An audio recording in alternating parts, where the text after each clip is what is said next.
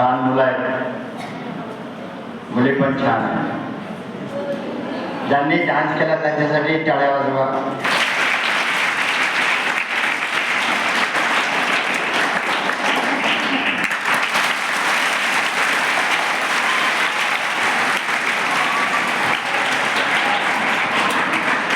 ज्यांनी भाषण दिले त्यांच्यासाठी टाळ्या वाजवा.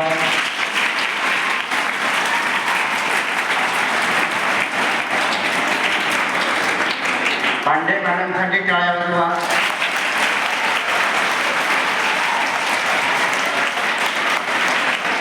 नम्रता मॅडमसाठी टाळ्या वाजवा.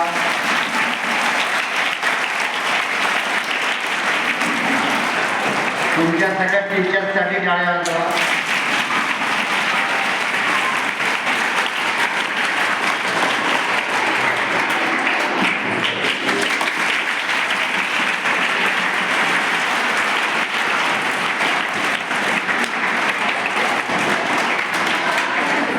एक पण जोरदार टाळ्या वाजवायच्या.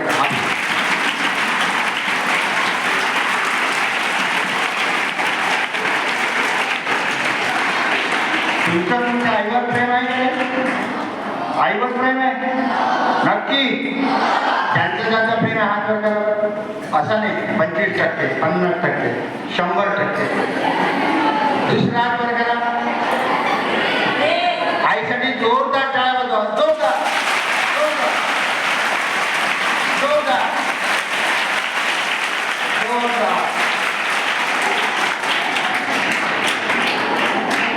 छान मुलं आहे तुम्ही एकदम.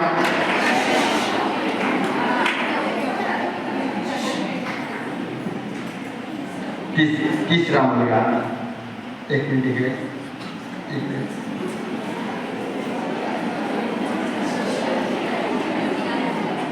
मी तुमचं आयुष्य फक्त एका मिनिटात बदलू शकतो. किती? एका मिनिटात. तुम्ही ना सर या मुलीसाठी काय बोलू.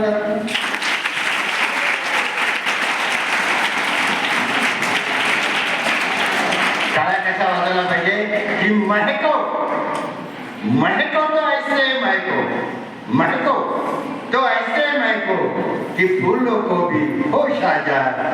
और तालियां ऐसे बजाओ यहाँ सबको होश आ जाए.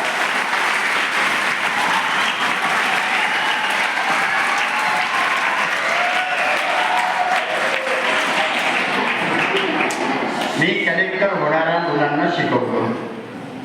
माझ्याकडे 5 लाख विद्यार्थी आहेत आणि त्यांना शिकवायला 263 कलेक्टर आहेत. तुमच्या नम्रता मॅडमला मी माझ्या एका कलेक्टर झालेल्या मुलाकडे घेऊन गेलो होतो. तो भाड्याच्या घरात राहतो. यशोदानगर स्लम एरिया आहे. त्या स्लम एरियामध्ये राहतो, भाड्याच्या घरात राहतो.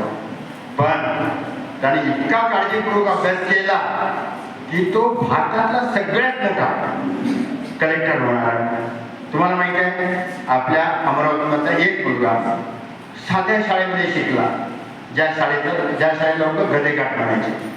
गदेघाट म्हणजे जे मोकाट जनावर असतात ना त्या शाळेमध्ये.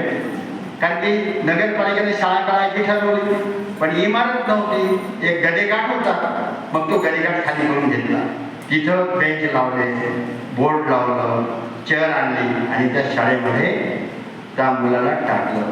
तो मुलगा शिकला, मराठी माध्यमातून शिकला, वकील झाला, न्यायाधीश झाला, सर्वोच्च न्यायालयाचा न्यायाधीश झाला आणि आता तो देशातला सगळ्यात मोठा न्यायमूर्ती म्हणजे सरन्यायाधीश होणार आहे. त्या मुलाचं नाव आहे भूषण गवई.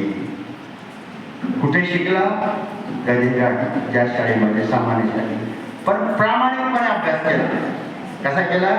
प्रामाणिकपणे. आजपासून प्रामाणिकपणे अभ्यास करा आणि डान्स पण करायचा. मी पण छान डान्स करतो बरं. म्हणजे आता परवा शिवदारा आश्रमात गेलो, काल पण शिवदारा आश्रमात गेलो, छान डान्स केला. माझ्या वयावर नका जाऊ तुम्ही. तुम्ही जर मला ऑब्झर्व केलं असेल तर मी बघा ताट रुपये तुम्ही कसे बसले. एकच मुलगा आहे जो ताट बसला, बाकी सगळे माठ होऊन बसले. तर स्वतःचं व्यक्तिमत्व बोलू ना तुमच्याशी अर्धा तास बोललं तर चालेल, 1 तास बोललं तर चालेल. एका शाळेमध्ये गेलो, एक मुलगा उठून उभा राहिला आणि सर 4-5 घंटे बोला. अरे म्हटलं गळा दुखेल ना. सर काही काळजी नका करू म्हणे, भाषण झाल्यानंतर तुमचा गळा दाबून देऊ. काय म्हणे, गळा दाबून देऊ. तुम्ही माझा गळा दाबून देणार आहे का? बच्चे म्हणके जोर से, बच्चे म्हणके, बच्चे म्हणके. या मुलाला बघा मी 1 मिनिटात याचा आयुष्य बदलून देतो. किती मिनिटात? बघू तुमच्या तुम्ही समोर आहे. 1 मिनिटामध्ये छान मुलगा आहे, एकदम चांगला आहे. सेकंड कर. अरे गोल्डन टीचा मुलगा आहे, सेकंड कसं केला पाहिजे? कडक कर, अजून कडक कर, अजून कडक कर. पहिला सेकंड चांगला होता की शेवटचा? बघा मी त्याला किती सांगितलं की बघ सेकंड करा तुम्ही तुमच्या शेजारच्या मित्राची, सेकंड कडक करायचा. कडक.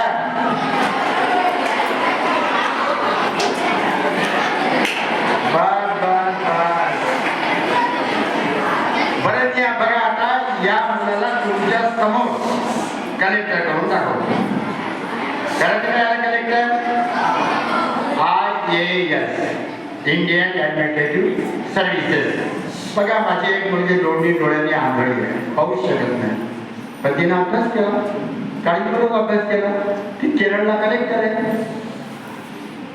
दोन्ही डोळ्यांनी आंधळी असलेली प्रांजल पाटील, तुम्ही नाव लक्षात ठेवा, गुगलवर सर्च करायचं. दोन्ही डोळ्यांनी आंधळी आहे. मुलगी काय झालेली आहे? काय झाली आहे? तुम्हाला किती डोळे आहेत? नाही, तुम्हाला 10 डोळे आहेत. 2 तुमचे, 2 हर्षदा पांडे मॅडमचे, 2 नम्रता खंडारे मॅडमचे, 2 तुमच्या टीचरचे, 2 माझे. किती झाले? तुमचं लवकर कलेक्टर होऊ शकता. तुम्हाला हे माहित आहे का? कलेक्टरची परीक्षा कोणत्याही भाषेत देता येते. मराठीमध्ये, हिंदीमध्ये, इंग्रजीमध्ये, सिंधीमध्ये, पंजाबीमध्ये, तामिळमध्ये, कुठल्याही भाषेत, अगदी कोकणीमध्ये पण देता येते. कलेक्टरच्या परीक्षेला बसायला फक्त 35% मार्क्स पाहिजे. किती? सांगा ना रे. आणि कलेक्टरची